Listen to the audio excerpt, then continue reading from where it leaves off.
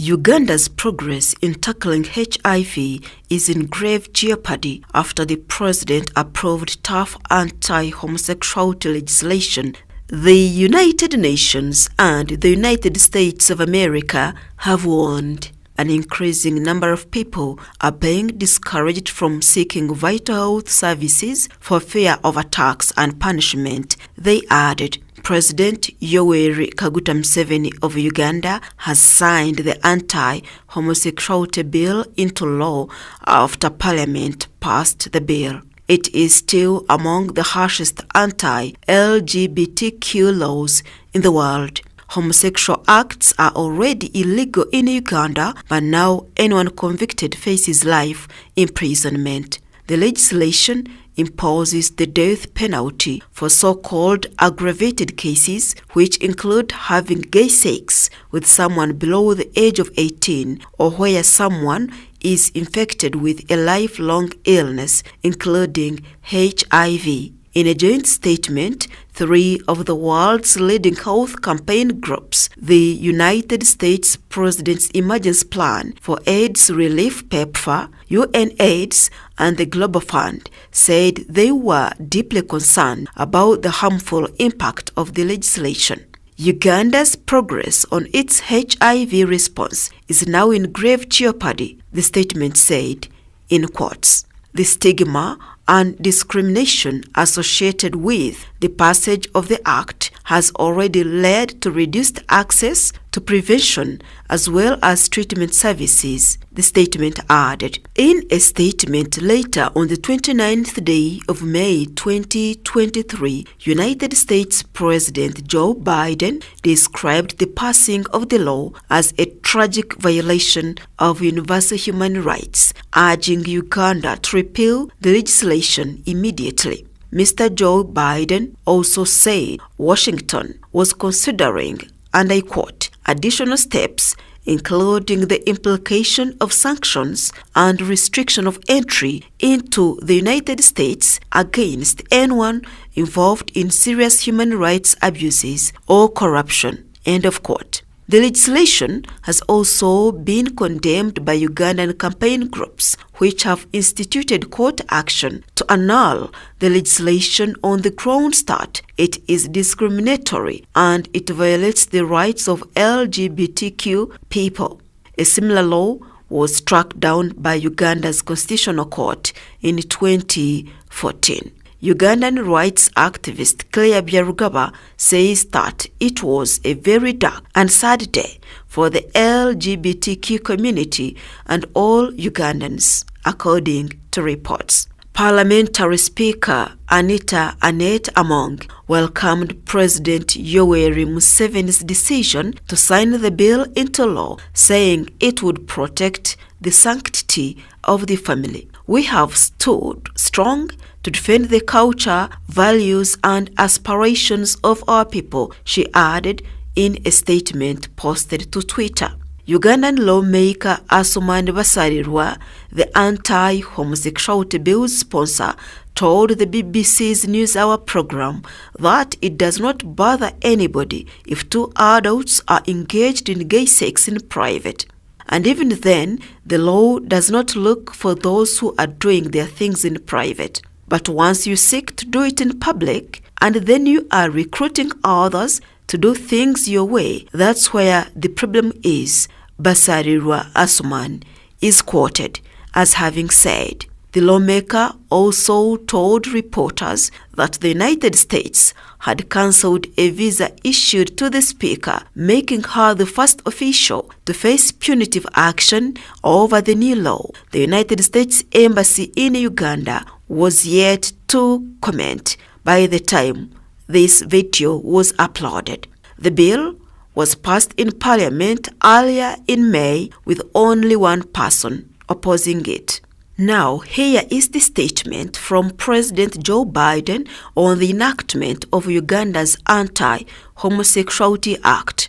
The enactment of Uganda's Anti-Homosexuality Act is a tragic violation of universal human rights, one that is not worthy of the Ugandan people and one that jeopardizes the prospects of critical economic growth for the entire country.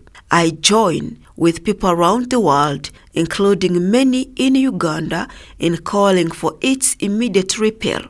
No one should have to live in constant fear for their life or being subjected to violence and discrimination. It is wrong. Since the Anti-Homosexuality Act was introduced, reports of violence and discrimination targeting Ugandans who are or are perceived to be LGBTQI are on the rise. Innocent Ugandans now fear going to hospitals, clinics, or other establishments to receive life-saving medical care lest they be targeted by hateful reprisals. Some have been evicted from their homes or fired from their jobs.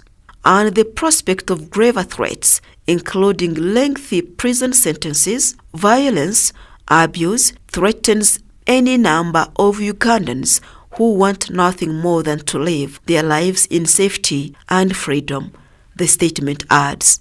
This shameful act is the latest development in an alarming trend of human rights abuses and corruption in Uganda. The dangers posed by this democratic backsliding are a threat to everyone residing in Uganda, including United States government personnel, the staff of our implementing partners, tourists, members of the business community, and others. As such, I have directed my National Security Council to evaluate the implications of this law on all aspects of U.S. engagement with Uganda, including our ability to safely deliver services under the United States President's Emergency Plan for AIDS Relief (PEPFAR) and other forms of assistance and investments. My administration will also incorporate the impacts of the law into our review of Uganda's eligibility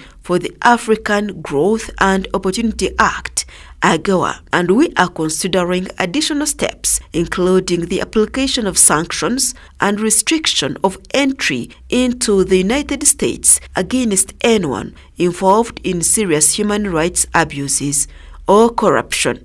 President Joe Biden's statement adds, the United States shares a deep and committed partnership with the people of Uganda.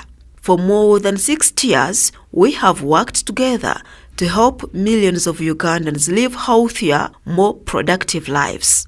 Our programs have boosted economic growth and agricultural productivity, increased investments in Ugandan businesses, and strengthened our trade cooperation. In total, the United States government invests nearly $1 billion annually in Uganda's people, business, institutions, and military to advance our common agenda. The scale of our commitment speaks to the value we place on this partnership and our faith in the people of Uganda to build for themselves a better future. It is my sincere hope that we can continue to build on this progress together and strengthen protections for the human rights of people everywhere.